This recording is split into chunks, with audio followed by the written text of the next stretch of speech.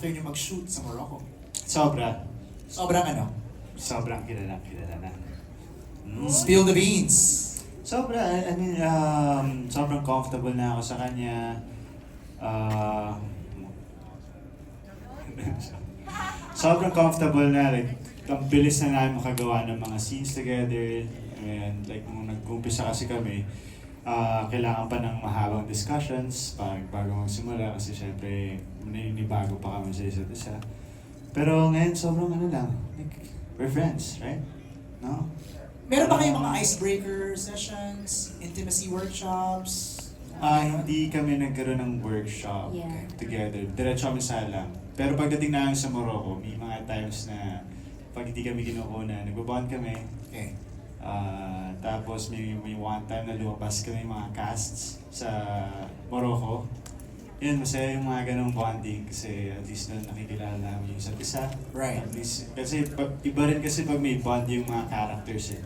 Makikita mo siya sa mismong screen eh. Kita mo yung ilangan, di ba, kung hindi sila comfortable sa isa't isa and then, yun. I don't wanna put you on the spot, pero sa dami ng mga nalaman mo kay Ivana, give us one thing na you discovered kay Ivana na hindi pa namin alam.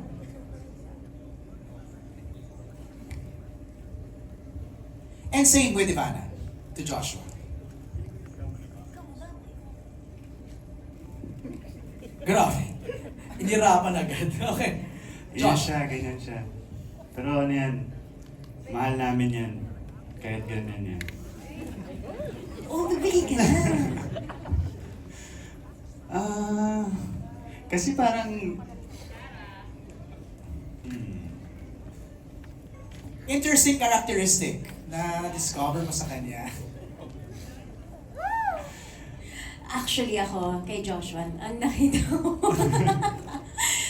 He's more than just an actor. Kasi alam naman natin, mahusay na actor si Joshua. But behind that, behind his yung pagpo-portray niya ng mga character, napakabait niyang tao. Very, very generous siya.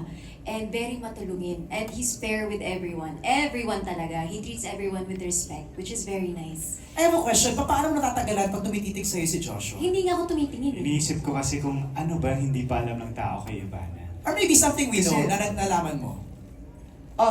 Alam naman natin kung gaano kabait si Ivana. Ang dami niyang tinutulungan mo tao. Sobrang generous ng tao.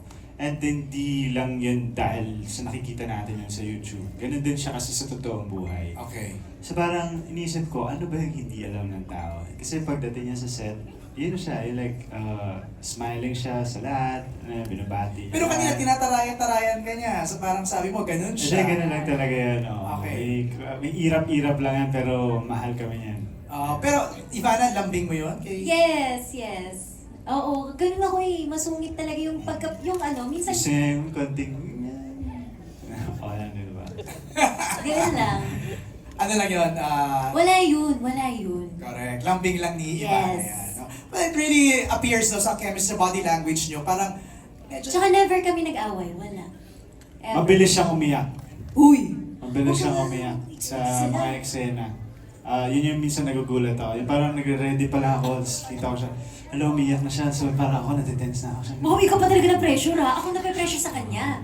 Grabe, yung mata pa lang niya, yung gumagano na yung mata niya. Parang wow. Kasi mabilis siyang umiyak. And then parang natutuwa ako kasi every time na gumagawa kami ng scene, parang nasa same page lang kami palagi.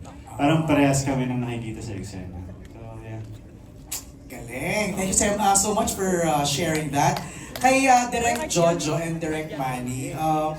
Direct Jojo, from questions from I Highlight Manila, what is the main takeaway that will resonate mostly sa viewers after watching this?